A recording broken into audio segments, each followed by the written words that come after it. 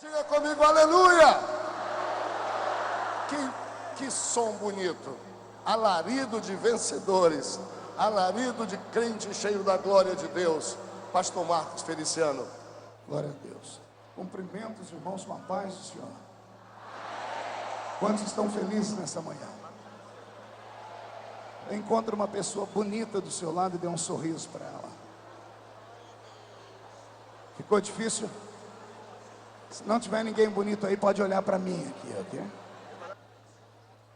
Os que trouxeram a Bíblia Sagrada, sem perca de tempo, abram-na comigo na primeira epístola de São Paulo aos Coríntios,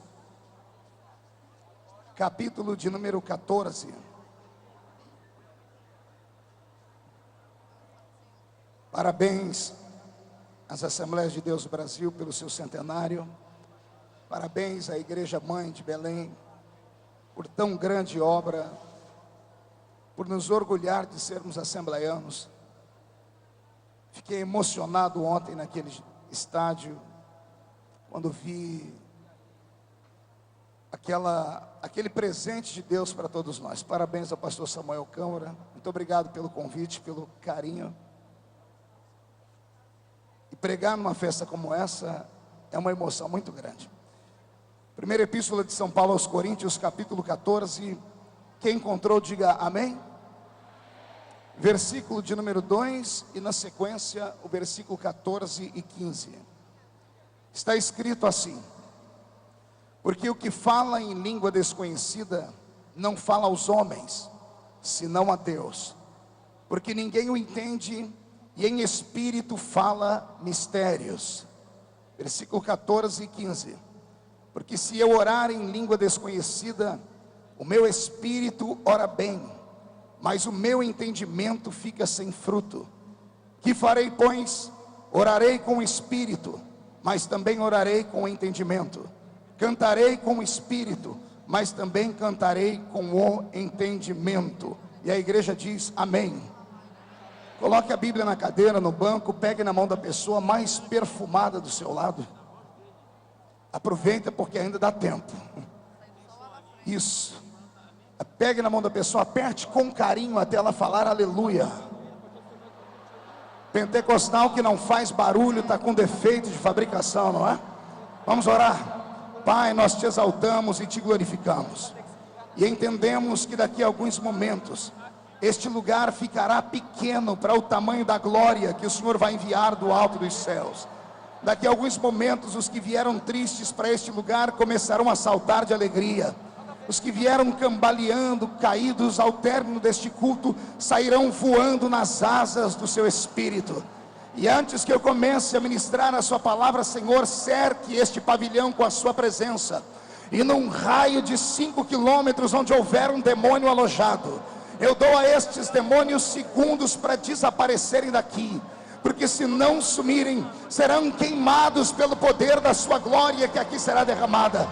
Rasga o céu sobre este lugar neste momento, Senhor, e envia do céu para a terra uma comitiva de anjos. Que estes anjos desçam trazendo brasas de fogo nas mãos, comecem a esparramar estas brasas entre nós. E onde houver um crente cheio do Espírito Santo, pega ele nesta manhã, Senhor, e mostra o caminho da verdadeira adoração. É o que eu te peço em nome de Jesus. E a igreja diz amém. E os que podem, tomem o seu assento glorificando a Jesus. Glória a Deus, glória a Deus. Amados em Cristo Jesus, noiva do Cordeiro, simpatizantes da nossa fé, eu fiquei me questionando sobre o que falar para uma tão grande multidão e para uma igreja tão bem preparada. Foi aí que o Senhor me disse, na comemoração deste centenário, tente revelar um dos segredos desse poderoso ministério, que é o ministério pentecostal das Assembleias de Deus. Uma das marcas mais fortes da nossa igreja e da nossa fé é o carisma do Espírito Santo. E nós sabemos que no carisma do Espírito Santo nós temos a diversidade de dons do Espírito. E uma das marcas das Assembleias de Deus do Brasil e do mundo são com certeza o fluir nestes dons espirituais. Para entendimento de todos, nesta manhã eu não prego para uma igreja comum. Eu prego para uma igreja que é revestida por dentro e por fora. Se você se aperceber de quem está do seu lado esquerdo, daqui a alguns momentos você vai ver que esta pessoa vai sair deste nível natural e vai entrar num nível sobrenatural. Eu não duvido que você esteja sentado do lado de um profeta, e eu conclamo aos profetas que abram os seus lábios nesta manhã, para que este lugar venha a ser sacudido pela glória do eterno Deus de Israel. Só para eu ter certeza que estou pregando no lugar certo, tem algum pentecostal neste lugar aqui? Então levante a mão direita para o céu comigo, por gentileza. Coloque no ombro de quem está do seu lado esquerdo ou direito. Agarre com carinho o irmão, isso. Se ele fez cara feia para você, chuta a canela dele. Isso, agarrou, chacoalha a pessoa até ela ficar irritada agora. Irrita ela, acorda ela. Diga: Deus te trouxe este centenário para sacudir a sua fé. E só quem crê nisso dá um grito para acordar Belém todo nesta manhã.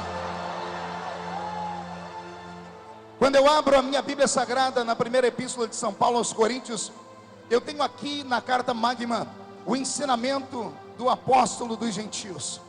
Eu tenho aqui o ensinamento do homem que se envolveu por demais com a glória do Espírito Santo e que teve a graça do Senhor de participar de um estudo bíblico, não na terra, mas no céu. Ele mesmo contou na sua história que conhece um homem que há 14 anos passados dessa história, quando ele escreve a carta aos Coríntios, havia conhecido o céu. Ele deixou de falar que este homem era ele mesmo.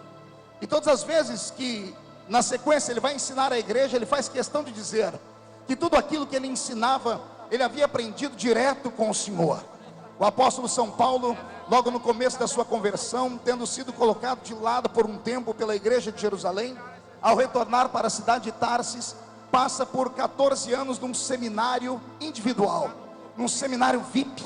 O Senhor Jesus, durante 14 anos, tratou do coração de Paulo e o ensinou a comungar e a caminhar pelos caminhos do Espírito Santo.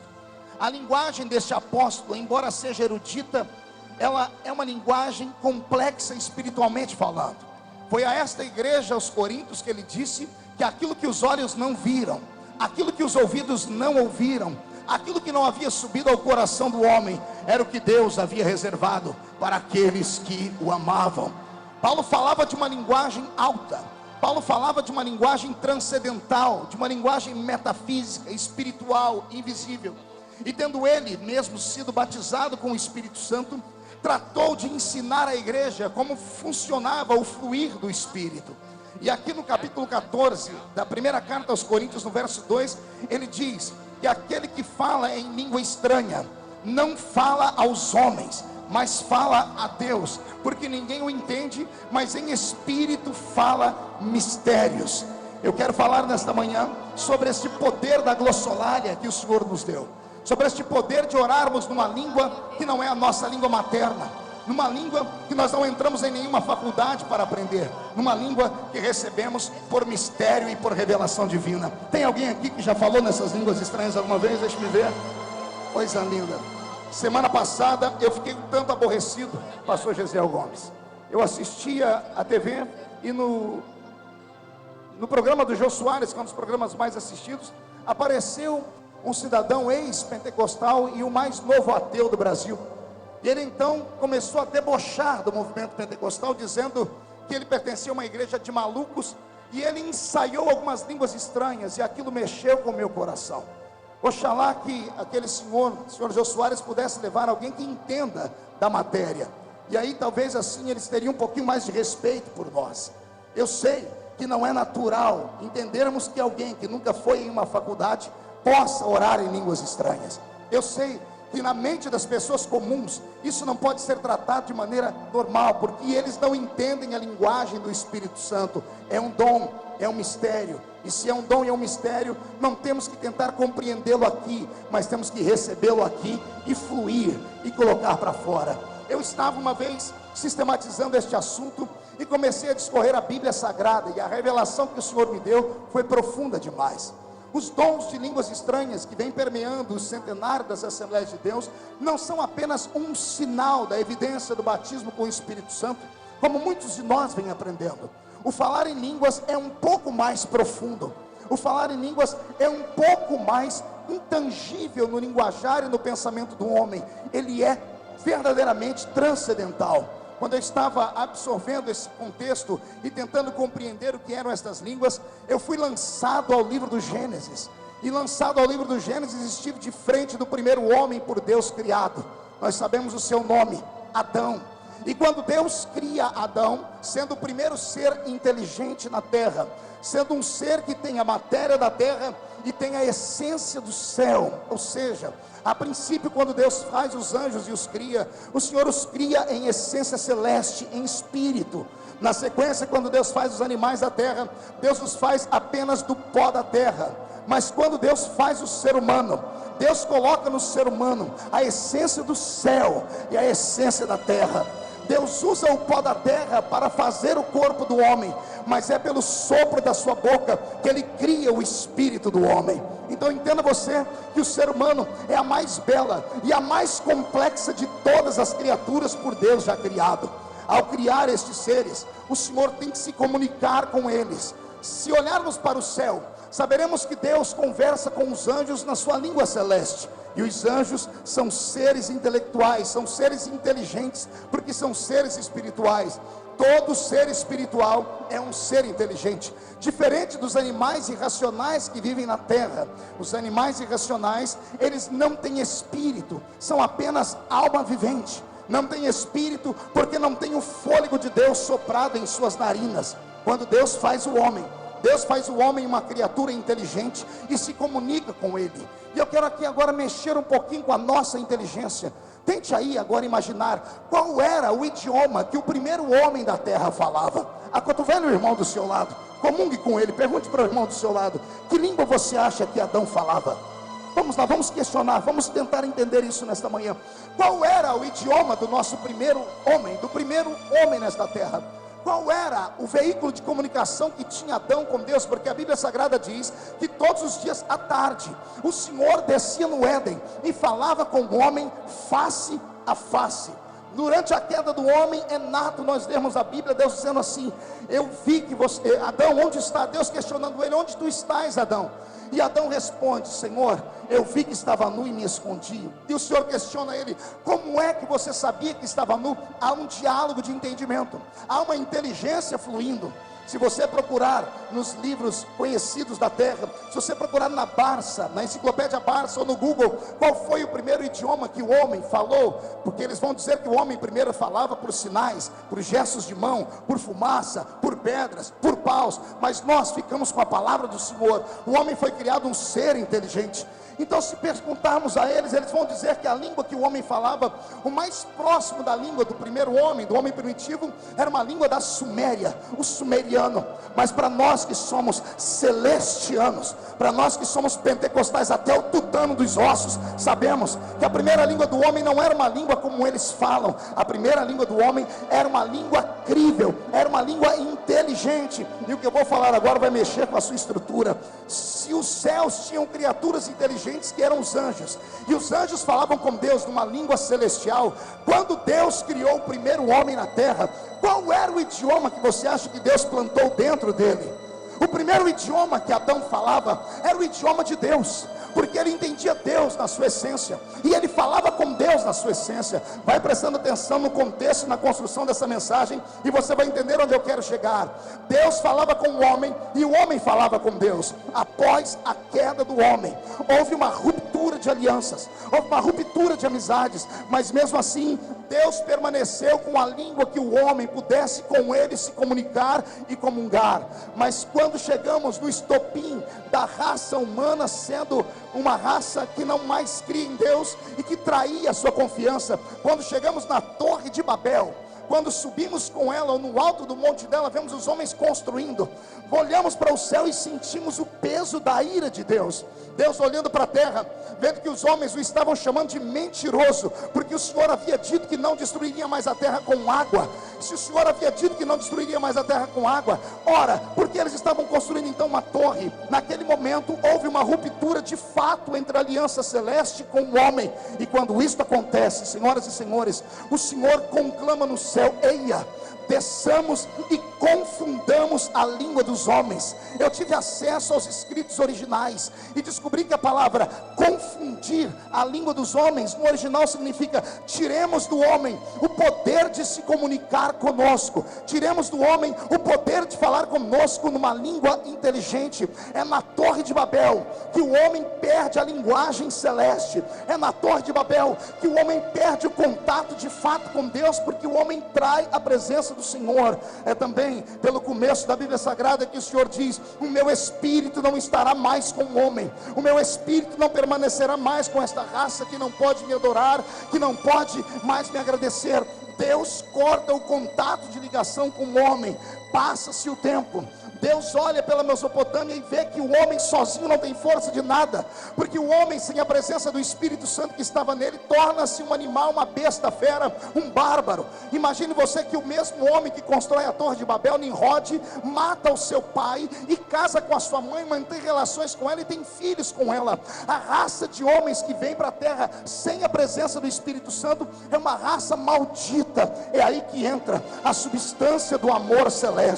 Deus olha para o mundo e, vendo que o mundo não tem condição de se manter sozinho, Deus abre então uma brecha, um subterfúgio, e ele começa então a procurar na terra alguém com quem ele possa voltar a manter contato. E Deus entra pela Mesopotâmia, e na Mesopotâmia Deus encontra um homem cujo nome era Abrão.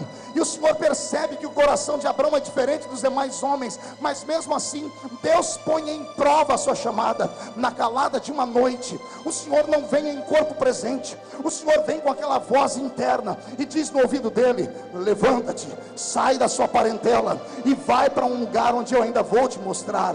Não houve questionamento, não houve crise interior, não houve dúvida. Esse homem levanta, começa a arrumar as suas tralhas, avisa a família, avisa todos os seus empregados, e mesmo sem saber para onde ir, ele desmancha a sua tenda e sai pelo meio da calada do deserto na noite. Não sei se para a esquerda, não sei se para a direita. Acredito que assim como eu estou aqui agora estupefato pela atitude de Abraão, o próprio céu para ver. Deus descortina o céu e olha e diz: parece que eu encontrei alguém que tem coragem de acreditar em mim, ainda que eu não lhe dê sinais. Eu disse sai e ele saiu. Ele não sabe para onde está indo, mas acreditou na minha palavra. Esse homem será o pai da fé. Quando esse homem se intitula ou recebe o título de pai da fé, Deus fica tão feliz com ele, que naquela mesma noite, quando o seu corpo já não aguenta mais caminhar, ele para, monta uma tenda novamente, e quando ele vai dormir, vem a voz do Senhor de novo, diz: Abraão, sai da sua tenda agora e olha para o céu e conta as estrelas do céu.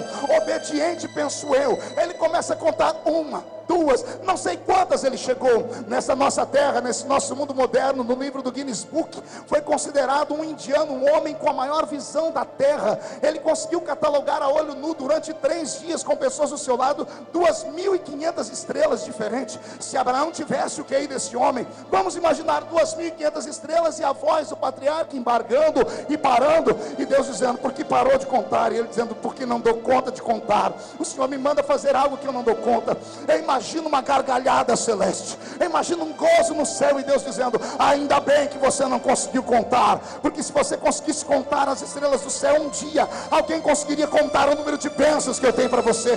Você não é comum, Abraão. Agora sai daí, vai para a areia do mar e conta a areia do mar. Abraão nem arreda o pé, ele diz: Senhor, na palma da minha mão deve caber infinitamente mais do que todas as estrelas que eu contei, não dá para contar. E Deus então diz: assim será a tua descendência. E eu não tenho dúvidas nenhuma para falar que mesmo estando na América Latina, mesmo estando aqui no Brasil, mesmo estando aqui falando nessa língua tupiniquim, eu estou pregando aqui para sementes de Abraão, para homens e mulheres que foram abençoados nas sementes de Abraão. Tem alguém aqui que foi abençoado? Tem alguém aqui que pertence a esta família? Então dá mais um grito de glória para este ginásio se incendiar. Acompanhe o meu raciocínio. Agora que Deus faz uma aliança com este homem, Deus dá provas e começa a prová-lo mais ainda. Ele não tem um filho. Sabemos que o filho da promessa vem quando ele já tem 100 anos de idade. Quando este filho nasce, o Senhor dá a ele um riso, dá a ele uma alegria. É deste filho de Abraão, estou falando de Isaac, não de Ismael.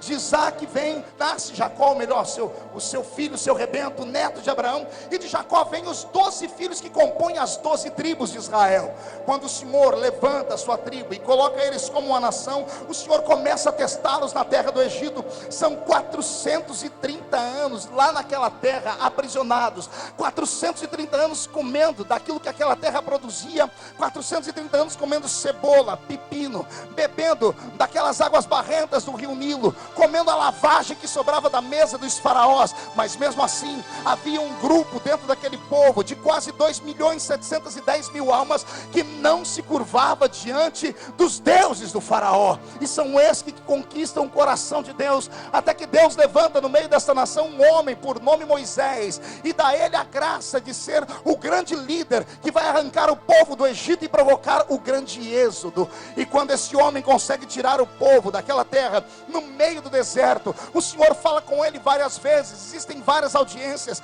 Em uma audiência de Moisés com o Senhor, que durou 40 dias e 40 noites, o Senhor dá a ele tábuas da lei. Quando ele desce daquele monte e vê os homens adorando o bezerro de ouro, o Senhor pede para que ele volte para o monte. Ele quebra as primeiras tábuas, e mais uma audiência de mais 40 dias e 40 noites, e o Senhor dá a ele novas tábuas. Junto com essas novas tábuas, o Senhor dá a Moisés uma direção. O Senhor, por piedade, deve ter falado com ele: Moisés, o meu povo passou quase 5 séculos na terra do Egito, e parece que 500 anos foi o suficiente para eles perderem a direção da adoração. Vendo o povo do Egito adorar os seus pseudos deuses, Marduk, Azera, Astarote, Baal e tantos outros mais, vendo que esses deuses tinham casa, vendo que tinha uma direção, o templo de um ficava ao norte, o outro ao sul. Quando eu tirei o povo do Egito, eles estão no meio do deserto, na península do Sinai, eles não sabem para onde adorar, eles precisam de algo onde eles possam fincar a fé deles. E para não destruí-los, eu te dou um modelo do céu: faça para mim um tabernáculo. E quando o Senhor dá a direção para Moisés construir o tabernáculo, que é uma réplica fidedigna daquilo que tem no céu, Moisés vem construindo com o povo. Após o tabernáculo estar construído, preste atenção, do meio das 12 tribos, o Senhor escolhe uma tribo para ser a sua tribo sacerdotal. E essa tribo sacerdotal tem nome: tribo de Levi. Qual é o nome que eu disse, igreja? Pode falar um pouquinho mais alto, por favor? Acotovela o seu irmão de novo. Tem gente que nem se mexe. Acotovela o seu irmão, vai lá, assembleiano. Diga para o seu irmão: você conhece a tribo de Levi? Diga: se não conhece, prepare para conhecer, porque você é herdeiro dessa tribo.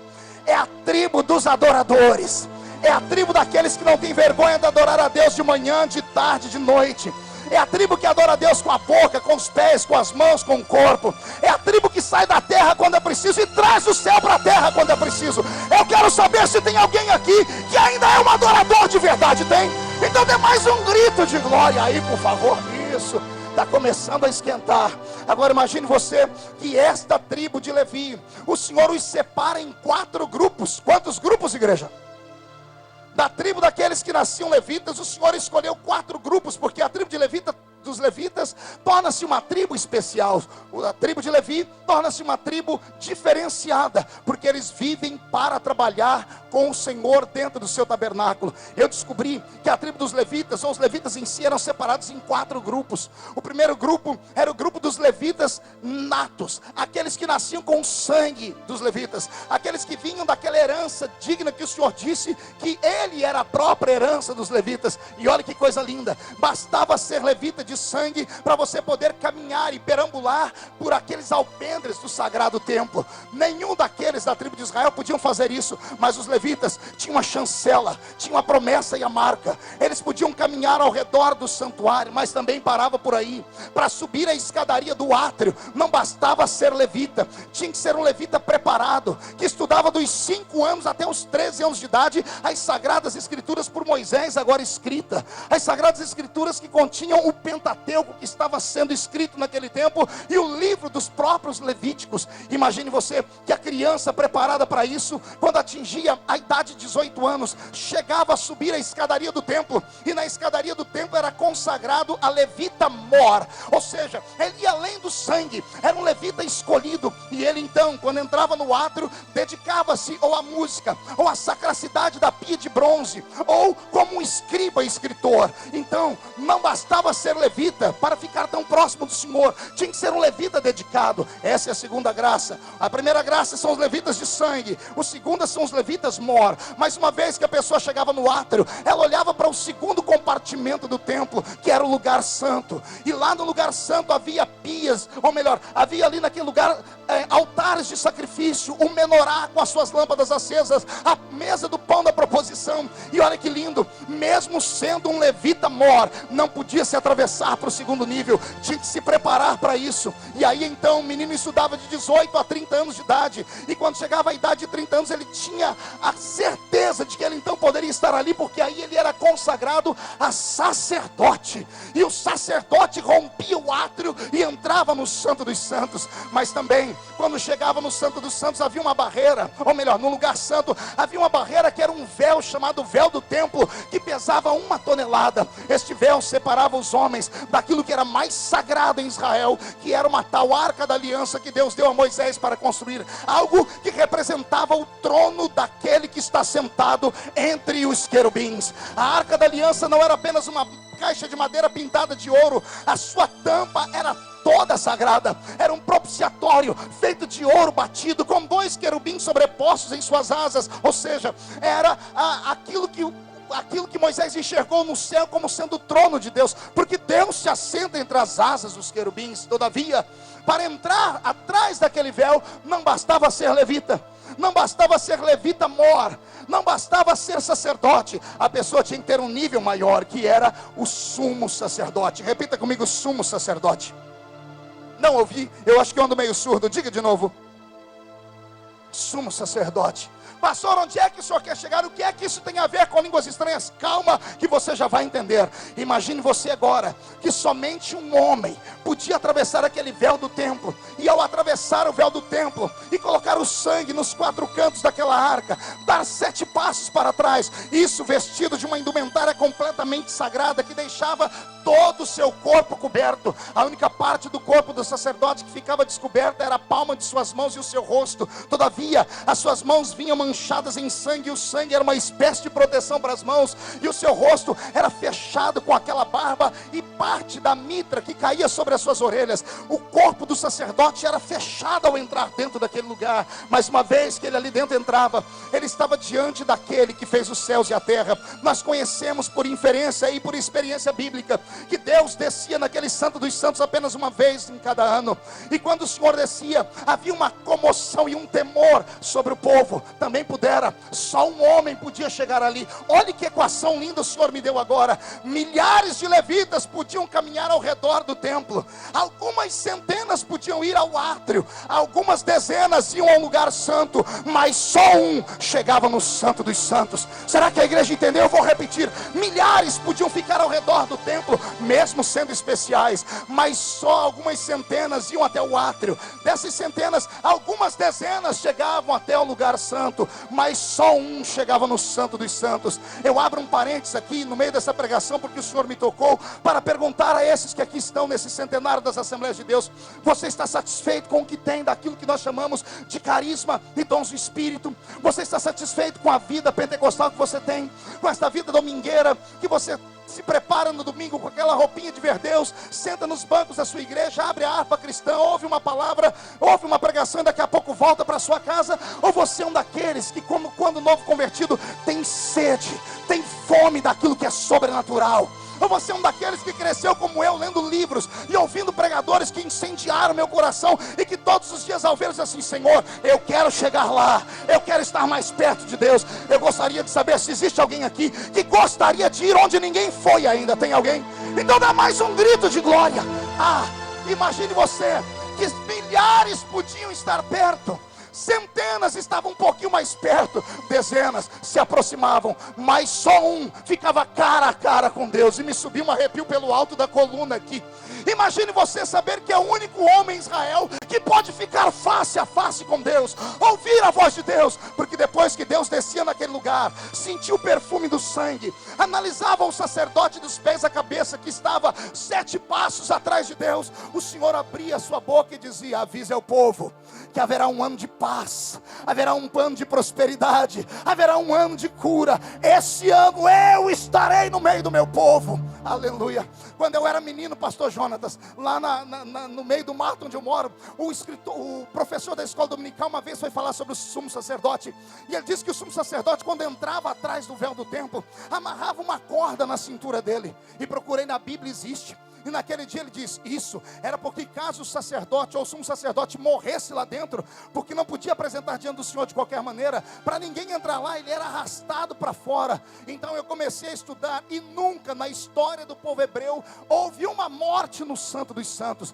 Nenhum homem era maluco de entrar na presença de Deus com a vida desconcertada. Ele passava por um crivo, por 2 crivos, por 100 crivos. Ele olhava até a ponta da unha, como o nariz estava, como estavam os seus pés, como estava a sua roupa. Ou seja, só entrava ali dentro quem estava perfeito. Pastor, e o que é que o senhor acha que era aquela corda? Eu vou dar uma explicação pentecostal. Só pentecostal entende. Tem algum pentecostal aqui de novo? Deixa eu me ver. Então abre o coração para entender. Imagine você, quem aqui já teve uma emoção forte, uma ligação que há muito tempo ninguém deu, ou uma surpresa que o coração acelera. Tem pessoas que chegam a desmaiar. Imagine você saber que no meio de milhões de pessoas, você é o único consagrado para olhar e ver Deus sentado em cima de uma arca e ouvir a voz de Deus. Imagine que daqui a pouco esse Deus se levanta e vai para o céu, e quando a essência da glória termina, sua mente começa a dizer: Deus esteve aqui. O seu corpo ainda sente a presença dele. Sua carne começa a tremer.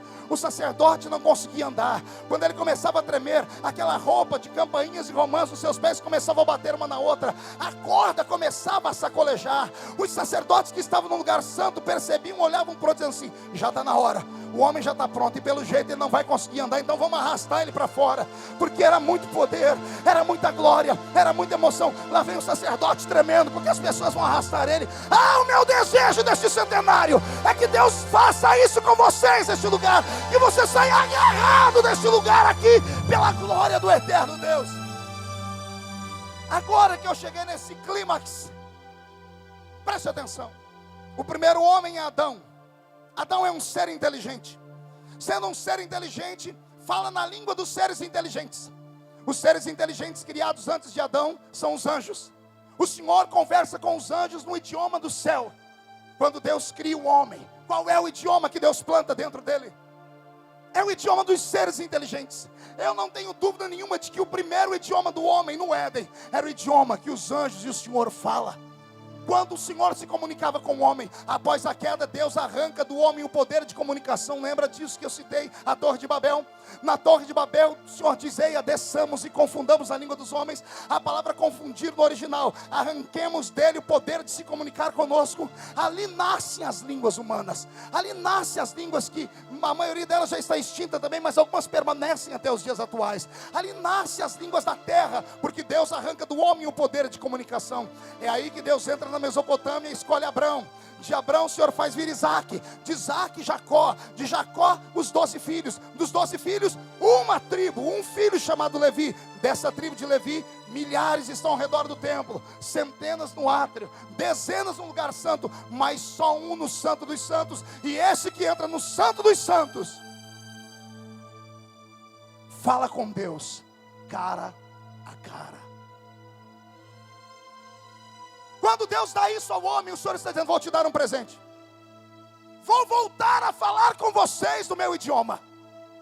Vou voltar a devolver ao homem aquilo que o homem perdeu no Éden, mas vão ter que pagar um preço. Então imagine que quando Deus dá esta unção para o homem ouvir a sua voz, no Velho Testamento, ao fazer o teste com o sacerdote, Deus começa a expandir.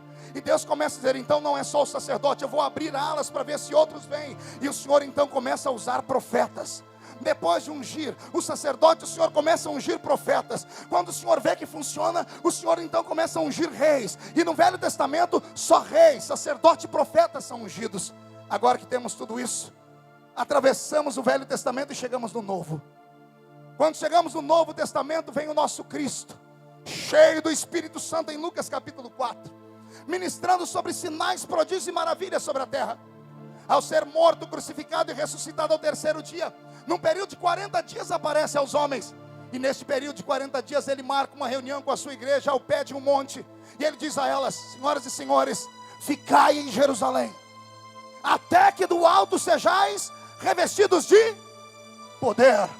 E quando esses homens e mulheres se trancam dentro do cenáculo, quase 120, a Bíblia Sagrada diz: e veio do céu um som como de um vento forte e impetuoso, e encheu toda a casa onde estavam assentados, e foram vistos por eles línguas repartidas como que de fogo, as quais pousaram sobre cada um deles, e todos foram cheios do Espírito Santo, e começaram a falar em outras línguas, conforme o Espírito Santo concedia que falassem.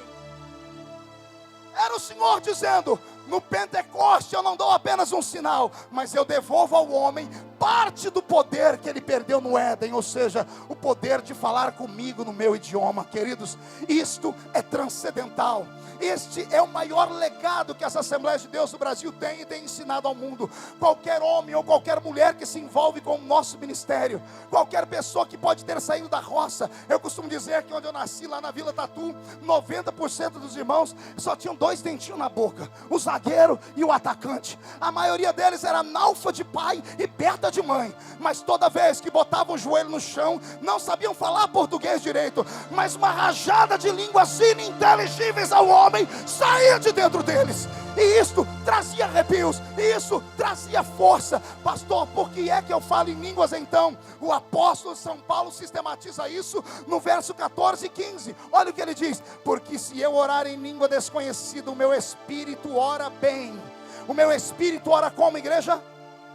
Não ouvi, o meu espírito ora, mas o meu entendimento fica sem fruto. Está aqui o ensinamento para todos nós. Todas as vezes que você vê um cantor ir cantar, ou alguém ir pregar e falar: irmãos, fique orando em espírito. Olha a reação da igreja. É natural quase toda a igreja inclinar a cabeça e botar a mão aqui e orar em silêncio. Isso não é orar em espírito, porque quem ora em espírito, Paulo está dizendo, o seu entendimento, a sua mente não entende nada do que ele está falando. Ou seja, Paulo diz que orar em espírito, orar em línguas, é diferente de orar em silêncio com a mente, porque aquele que fala em línguas, ele não fala a homens, ele fala direto a Deus. Olha que coisa linda. Para falar comigo, você tem que passar pelos meus secretários. Para chegar no meu gabinete em Brasília, você tem que passar por um monte de segurança e pedir entrada. Por quê? Porque eu estou na terra e sou um homem. Mas para falar com Deus, você não precisa de secretário, não precisa de subsecretário, não precisa falar com ninguém antes. O acesso está aberto. E se você fala em língua estranha, você pode falar direto no ouvido de Deus agora. Aliás, eu acho que tem gente perdendo tempo nessa manhã. Ao invés de ficar me olhando com esta cara feia, parecendo que foi batizada num pote de vinagre, com esta boca travada, essa boca de aço, essa língua de concreto e esse queixo todo travado, eu te desafio a desenterrar este dom que o Senhor te deu e a lançar línguas para o céu, porque aquele que fala em línguas não fala aos homens.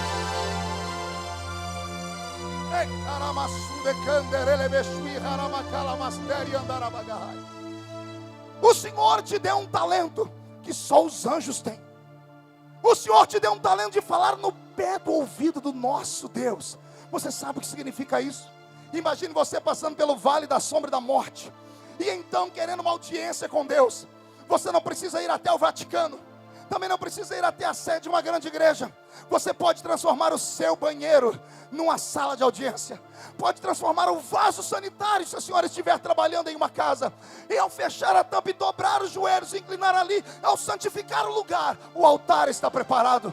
E se tiver coragem de envergar uma língua estranha e começar a falar essas línguas, não tem demônio, não tem Zé Pilintra, Zé Pilantra, Exu Caveira, Tranca-Rua, Preto Velho capaz de parar a sua língua. Eu desafio esses crentes do centenário a fazerem um coral de línguas estranhas neste lugar. Só os batizados com o Espírito Santo, por favor, dê uma rajada de línguas estranhas neste lugar. Isso é um dom perfeito. Dias atrás, eu estava pregando em uma igreja lá no interior de São Paulo, e o culto estava um pouco difícil, estava meio travado. E sabe quando o culto não flui, não vai? Isso mata qualquer pregador pentecostal do coração. Quer matar a gente do coração? É a gente está pregando e você ficar com o braço cruzado, olhando para a gente, dizendo assim, isso aí eu já sei. E no meio daquele culto, como valente, preguei 15, 20, 25 minutos, quando de repente eu olhei para o fundo da igreja e entrou um grupo de 5, 6 pessoas. Eles chegaram, se acomodaram num canto, mas menos de 5 minutos depois eles estavam gritando, estavam glorificando a Deus, pastor Elinay Cabral. E é engraçado, esse negócio de glória a Deus pega. Pode perceber. Sente perto de um crente gelado e você vai ver a tristeza que é, te dá angústia. Nem se você quiser dar glória a Deus você consegue. O indivíduo está tão frio que mais 5 minutos perto dele você pega um resfriado. Agora sente perto de um crente canela de fogo também. Se o gelo pega, o fogo pega mais rápido ainda. Eu aprendi isso desde criança. Agora imagine que daqui a pouco aquele grupinho começou a dar glória a Deus alto e a igreja toda olhou para eles, mas eles não se deram por constrangidos e continuaram a glorificar. Mais 20 minutos e a igreja estava incendiada. Quando eu terminei de pregar, a missão cumprida, lá vem aquele grupo que chegou por último para tirar uma foto. E eu disse, com vocês eu tiro foto, faço o que vocês quiserem. Aí eu falei, vocês moram aqui perto? Porque eu tinha agenda naquela região ainda. Eu disse, vocês não podem ir lá fazer uma horinha extra na outra igreja? Que eu preciso de uma torcida organizada para andar comigo. Aí, escute, por favor, diga para o seu irmão, não se escandalize. Diga, não se escandalize. Olha o que o rapaz me disse. Pastor, vai depender do nosso padre. Vai depender do nosso padre. Eu fechei e falei, como é que é? Vai depender do nosso padre, porque ele liberou só nós 6 para vir aqui. Mas o que vocês são? Nós somos carismáticos. E eu falei, mas ele diz, não, pastor, fica tranquilo que nós já assistimos o seu DVD. Nós não somos daqueles carismáticos que aprendem a falar em línguas em fitinha cassete não, viu? Nós assistimos o seu DVD, aprendemos e recebemos o batismo com o Espírito Santo e com fogo.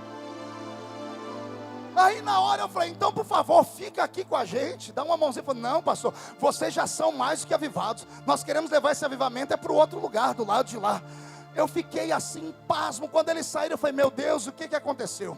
Eu pregando na minha igreja, na Assembleia de Deus, e o culto travado, os crentes não davam glória. Precisou chegar um grupo aqui que para nós é estranho, que sofre o nosso preconceito, e mostrar isso.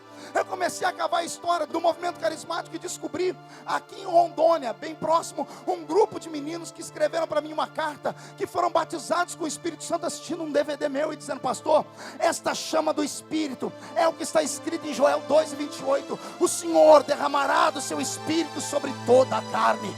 Eu gostaria de saber se aqui entre nós existe alguém que há muito tempo não fala em línguas, ou que nunca foi batizado com o Espírito Santo. Tem alguém? Tem alguém que nunca falou em línguas? Levante a sua mão para eu ver, sem constrangimento. Olhe do seu lado aí, crente. Olhe do seu lado, eu não consigo conceber a ideia desse homem, dessa mulher estar no meio de uma fogueira santa, está do lado de brasas de fogo tiradas do altar, e ainda não ter recebido. Toca nele, toca nela, peça para o Senhor passar do que está em ti para ele. Cadê os pentecostais do centenário? Abre a sua boca para adorar.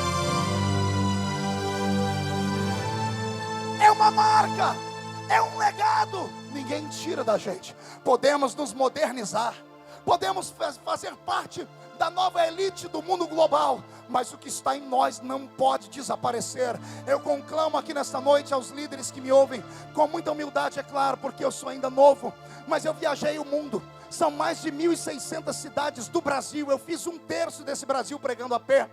Eu preguei em mais de 60 países do mundo, e em todos os lugares que eu vou, quando falamos da igreja brasileira, os olhos dos irmãos brilham e diz que aquela chama de lá pega em nós aqui. Mas vocês sabem do que eu estou falando. Algumas das nossas igrejas não têm mais a alegria de buscar o batismo com o Espírito Santo. Alguns cultos são travados, alguns cultos são cheios de relicários, de costumes, de liturgias que, embora façam parte do nosso mitia sagrado, precisam ser reavaliados. Sim, eu nasci numa Assembleia de Deus cheia de fogo, eu cresci no meio de um povo barulhento. Quando me perguntam por que eu faço barulho, eu digo, ora, eu herdei característica genética da igreja que me gerou. Quando você nasceu, você herdou característica genética da sua mãe, não herdou? Esse cabelo aí é da mamãe, essa perna torta é do papai, esse olho vesgo é do vovô. Quando nós nascemos em uma igreja, nós pegamos a característica daquela igreja. É por isso que eu amo pregar aqui em Belém, porque essa igreja que nasceu no fogo conhece o Pentecoste de perto, conhece o Pentecoste na essência. Ah, meu Deus do céu, que incendeie o Senhor a sua vida, a sua família. Eu profetizo que se Jesus não vier durante esses próximos 20 anos, esse Brasil vai pegar fogo, porque o nosso Pentecoste vai extrapolar os limites de tudo aquilo que os homens pensam. É claro, é bem sabido que existe entre nós também pessoas que já não buscam mais o Espírito Santo com a verdade, e espíritos de enganação entram no nosso meio. Pouco tempo atrás eu pregava em uma igreja, e no fim do culto chegou um garoto em mim, todo cheio de balangandã, mascando um chiclete, falando numa gíria, e disse: pô, pastor, o senhor pega pesado com quem está mascando chiclete no culto. Olha, o senhor pega, mas o dono da igreja não pega. Jesus me batizou com o Espírito Santo mascando chiclete, cara. E eu olhei para ele e falei assim: de verdade? Ele disse: de verdade. Eu falei: você vai estar no culto amanhã? E ele disse: vou estar amanhã no culto. Eu disse: então faz o seguinte, senta bem perto de mim, que eu quero olhar para você, quero sentir isso e vou dar testemunho. Quando o fogo pegou no dia seguinte, a glória desceu, lá está ele falando em línguas. Eu deixei o microfone, pastor João, desci lá. Cheguei perto dele e estou ouvindo a língua dele. A língua dele era mais ou menos assim: glu, glu, glu, glu, glu, glu, glu, glu, glu. Eu olhei e falei: espírito do peru, eu te repreendo agora. Isso não é língua estranha nem aqui, nem na Conchinchina. O meu Senhor tem muito mais do que isso para dar. Então eu quero que nesta manhã nós voltemos a buscar o batismo com o Espírito Santo com seriedade, com verdade. Agora eu concluo esta mensagem dizendo um segredo que eu também descobri nesses últimos anos. E esse segredo tem feito a diferença por onde eu tenho passado. Há muito tempo eu aprendi que o Espírito do Senhor só vinha sobre pessoas perfeitas. Quando me ensinaram a buscar o batismo com o Espírito Santo, a primeira coisa que falaram para mim é: pare de assistir televisão, pare de ir a um campo de bola, pare de gostar de músicas e coisas mais, santifica a sua vida e busca. E eu fiz, jejuei, quase desmaiei, fiz coisas que até você duvida, mas não recebi o batismo com o Espírito Santo. E alguém chegava em mim com a desculpa: é porque não chegou a sua hora, vai chegar o seu tempo. Com o passar dos anos eu entendi porque Jesus não me batizou naqueles dias, porque o batismo com o Espírito Santo não é para fortes. O batismo com o Espírito Santo não é para crentes santarrões. O batismo com o Espírito Santo não é para pessoas que conseguem jejuar muito e orar muito. Pergunte por quê? Porque esses não precisam de ajuda nenhuma, dão conta de ir até o fim. O batismo com o Espírito Santo é exatamente o contrário. É para quem está quase caindo, é para quem está quase deixando a fé. O batismo com o Espírito Santo não é dado por pureza de santidade, é dado por necessidade. O batismo com o Espírito Santo só é dado para aquele que tem o coração contrito, que mesmo tendo praticado coisas ilícitas lá fora, teve coragem de entrar aqui dentro, e ao entrar aqui dentro curvou a cabeça de Jesus: me perdoa, eu sou fraco, mas estou aqui, me ajuda. É para você o batismo com o Espírito Santo. Então eu agarro o diabo pelo chifre nesta manhã, expulso esta mentira do seu ouvido. Você vai receber o batismo com o Espírito Santo, queira os homens ou não, queira o diabo ou não. O batismo com o Espírito Santo é um presente para você. Se alguém concorda comigo, por favor, além de um grito de glória a Deus, fique de pé, por gentileza.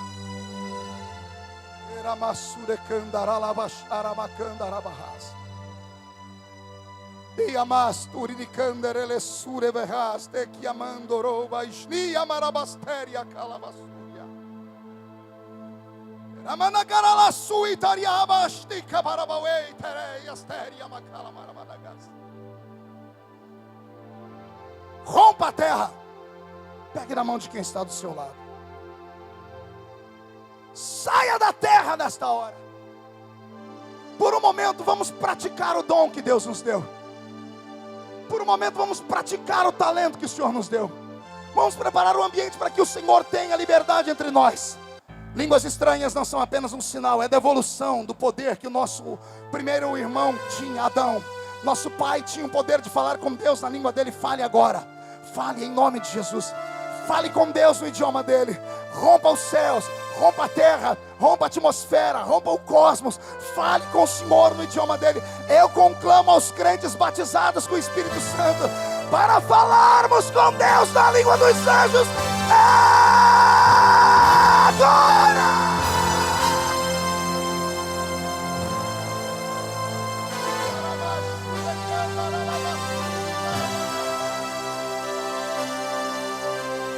Enquanto você ora, cadeias caem, portas se quebram, janelas são escancaradas. Enquanto você ora, o diabo bate em retirada. Eu profetizo e termino que o Senhor está visitando a sua casa nesta hora, está visitando o seu trabalho. Haverá uma repartição entre dois tempos, antes do centenário e depois do centenário. Haverá um tempo de tanta glória na sua vida que você vai ver o céu pelo lado de dentro. Somos filho da Assembleia de Deus. Somos a geração do centenário. E quem concorda comigo, dê mais um grito de glória. Para encerrar, a mão direita erguida ao céu.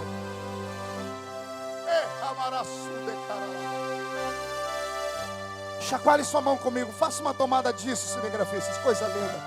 Diga comigo em nome de Jesus: todos os demônios que lutaram contra a minha vida, contra a minha família, eu ordeno, venha para a palma da minha mão. Todos os demônios que roubaram os dons e os talentos, eu ordeno, venha para a palma das minhas mãos. Fecha a sua mão agora. Eu vou contar até 3. No 3 você joga no chão e pisa em cima. E ao pisar em cima, abrace pelo menos 3 pessoas e diga para o seu irmão: nosso legado pentecostal não pode ser arrancado de nós. Parabéns mais uma vez, Assembleia de Deus. Parabéns aos pregadores. Parabéns a esta família linda. Você nunca mais será o mesmo depois dessa noite.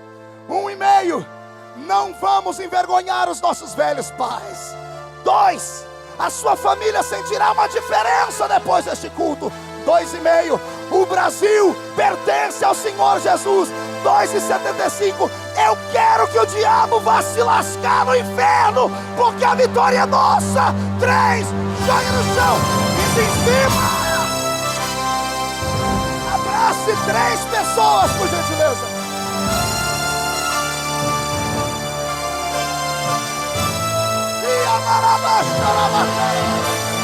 Eita, caralabaçu, darabachê, caralabaçu.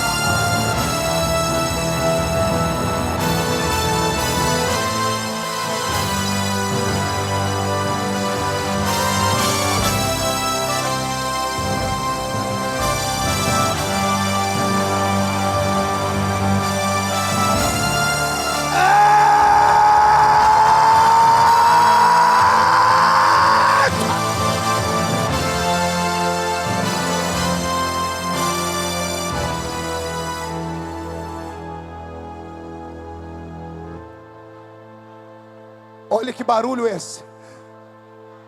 Esse é o barulho da nossa igreja. Eu vou ministrar um louvor diante do Senhor. Quem acredita que o céu está mais perto de nós do que antes? Com essa música eu parabenizo o centenário. Eu cresci cantando essa música e regravei ela. Quem souber, canta comigo.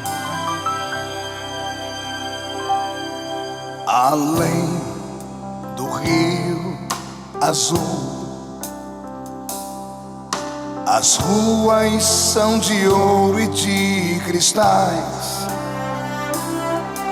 Ali tudo é vida, ali tudo é paz. Morte e choro nunca mais. Além do Rio Azul, canta comigo. as ruas são de ouro e de cristais. Ali tudo é vida, ali tudo é paz. Morte e choro nunca mais.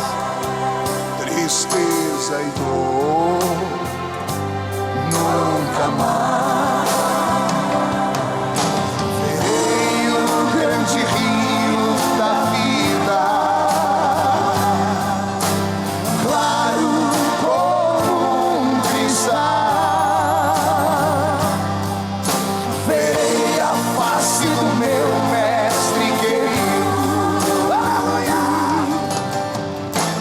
Não haverá mais dor.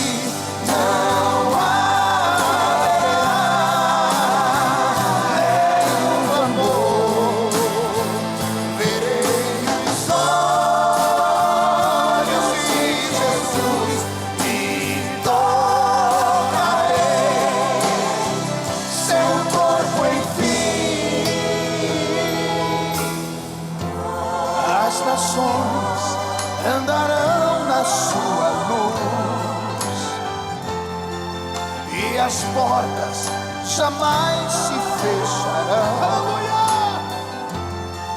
A cidade é de ouro puro, de jaspe é seu muro,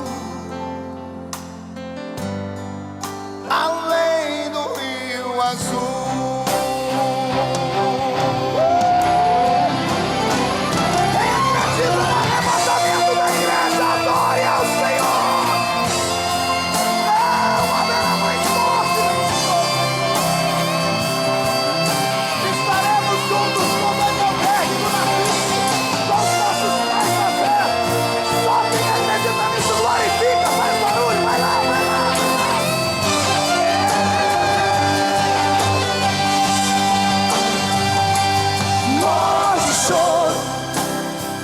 Tristeza e dor, nunca mais, nunca mais. Morte, choro, tristeza e dor, nunca mais, nunca mais. Morte, choro, tristeza e dor, nunca mais, nunca mais, nunca mais. Morte, choro, tristeza e dor, nunca mais, nunca mais. Morte, choro. Eu queria ouvir a igreja cantar. Tristeza e dor, Nunca mais. nunca mais, nunca mais. De novo, morte e choro, nunca mais. Morte, choro, Nunca mais.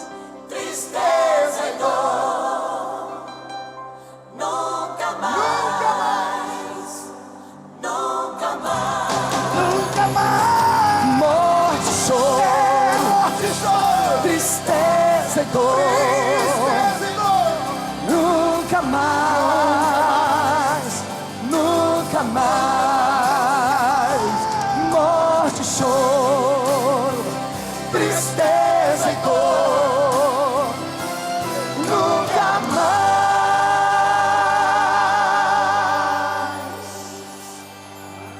Além do rio azul, além do rio azul, além do rio